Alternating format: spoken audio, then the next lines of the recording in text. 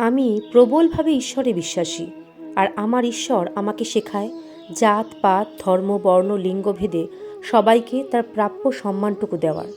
আমার ঈশ্বর আমাকে ধর্মীয় অপপ্রচারের দিকে ঠেলে দেয় না, বরং শেখায় কিভাবে তুমি স্বাধীনভাবে থেকে নিজে ভালো থাকার পথ বেছে নেবে।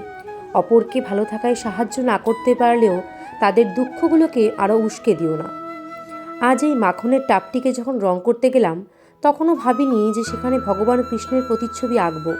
তবুও সবশেষে যেন তিনি আমার মাথায় এলেন। আমি যখন আঁকিবুকি করতে বসি, তখন হাতের সামনে যা পাই তাই দিয়েই কাজ শুরু করে দিই। এই যেমন আমার বিউটি ব্লেন্ডারটার আজকে 12টা বাজিয়ে ফেললাম। সমস্ত কাজটা আমি অ্যাক্রিলিক কালার দিয়ে করেছি, তবে হাতের সামনে ফ্ল্যাট ব্রাশ না থাকায় নর্মাল ব্রাশ দিয়েই ভার্নিশ অ্যাপ্লাই করেছি। তোমরা কিন্তু ফ্ল্যাট ব্রাশই ইউজ করবে।